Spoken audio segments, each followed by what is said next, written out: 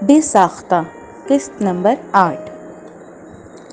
اس سے اپنا دم گھٹتا محسوس ہوا۔ وہ ایک لمحے کی دیر کیے بغیر اندر کی طرف بھاگا۔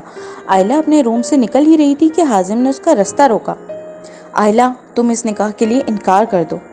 اس نے بغیر تمہید کے اپنا مدعا بیان کیا۔ میرے دماغ پر چوٹ لگی ہے یا چہرے پر پاگل لکھا نظر آ رہا ہے جو میں فضول میں اتنا اچھا پروپوزل ریجیکٹ کر دوں؟ آئلہ نے سلگ کر حازم کے مفت مشورے کو بے مول کرتے ہوئے اپنا جواب دیا۔ آئلہ، میری بات سنو۔ دیکھو، میں نے کہا تھا نا کہ میں تم سے شادی کرنا چاہتا ہوں، تو تم اسفر کے لیے راضی کیوں ہوئی؟ حازم اس کی منت کی۔ شادی؟ تم مجھ سے شادی کرنا چاہتے تھے یا اپنے بدلے پورے کرنے کے لیے ڈھونگ رچانے کی کوشش میں تھے؟ آئلہ نے طنز سے بھرپور لہجے میں اس کو جتایا۔ آئلہ نے اپنے ان لفظوں کے لیے تم سے معافی مانگتا ہوں، یقین کرو وہ صرف ایک مذاق تھا۔ میں سچ میں تمہیں دل سے اپنانا چاہتا ہوں۔ پلیز، کیا تم مجھے میری غلطی کے لیے معاف نہیں کر سکتی؟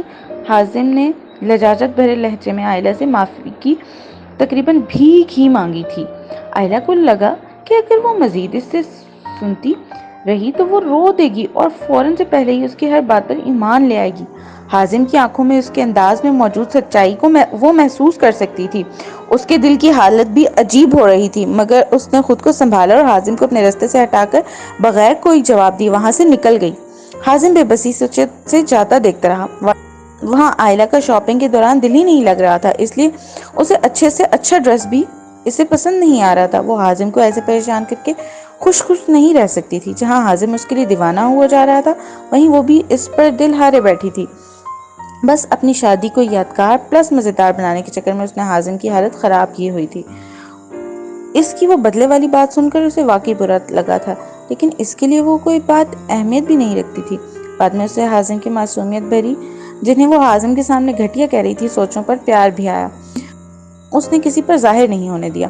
اسے یہ بات جان کر نہایت خوشی بھی ہوئی تھی کہ حازم سچ میں اس کی حرکتوں سے بہت تنگ تھا اور بیچارے نے اس سے بچنے کا کتنا معصومانہ سلوشن نکالا تھا۔ وہ ویسے بھی اسے جان بوجھ کر تنگ کرتی تھی اور اسے ناپسند کرنے کا ڈرامہ کرتی تھی، ورنہ حازم تو ہمیشہ سے اس کے دل کی سب سے اونچی مسند پر براجمان تھا۔ وہ واقعی اپنی حرکتوں کے ذریعے اس کی سوچوں کا واحد مرکز بننا چاہتی تھی تاکہ وہ کبھی کسی دوسری لڑکی کے متعلق سوچ ہی نہ سکے، اور اس میں وہ 100% کامیاب رہی۔ وہ چاہتی تو بہت پہلے ہی اپنی محبت کا اظہار حازم سے کر سکتی تھی اور اپنی طرف مائل بھی کر سکتی تھی، کیونکہ وہ سب اس جیسی خوبصورت اور کانفیڈنٹ لڑکی کے لیے مشکل نہ تھا، مگر پھر بھی اسے اپنی قسمت اور اپنی محبت پر بھروسہ تھا کہ حازم ایک نہ ایک دن خود ہی اس سے محبت کرنے لگے گا، اور اس کا یہ کامل یقین ہی تھا جس نے پلوں میں حازم کے جذبات کو ایک نیا رنگ دیا تھا۔ اسے ایک آؤٹ لیٹ سے دوسری آؤٹ لیٹ اور ایک بوتیک سے دوسری بوتیک پھرتے 2 گھنٹے ہو چکے تھے، پر اسے کوئی ڈریس ہی پسند نہیں آ کے دے رہا تھا۔ فرحان بھی اچھا خاصا تپ چکا تھا اور ساتھ ہی میں آئلہ پر غصہ بھی ہو رہا تھا۔ ایک تو اس کو خود کچھ پسند نہیں آ رہا تھا، اوپر سے نائلہ، ندا یا فرحان کی رائے کو وہ اہمیت نہیں دے رہی تھی۔ فرحان آئلہ کو ڈریسز الٹ پلٹ کر دیکھنے میں مصروف پا کر شاپ سے باہر نکلا۔ اس نے حازم کو کال ملائی اور بوتیک کا نام بتا کر فوراً پہنچنے کا کہا، کیونکہ ان خواتین کی عقل پر تو فرحان کو کوئی بھروسہ نہیں تھا اور شاپنگ سے متعلقہ ایسے مسئلے حازم کے ایک مشورے پر سالو ہو جاتے تھے۔ تھا تو وہ شو ڈیزائنر پلس بزنس مین، لیکن شاپنگ کے معاملات میں اس کی چوائس کو بہت اہمیت دی جاتی تھی۔ اب حازم بجھے دل کے ساتھ مارکیٹ جانے لگا، کیونکہ فرحان نے اسے یہ کہہ کر بلایا کہ ندا چچی بلا رہی ہیں۔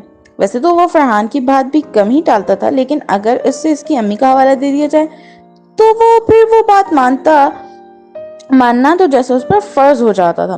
تھوڑی دیر بعد حازم اس بوتیک میں تھا جہاں آئلہ صاحبہ اب تک مختلف ڈریسز میں کیڑے نکالنے میں مشغول تھی۔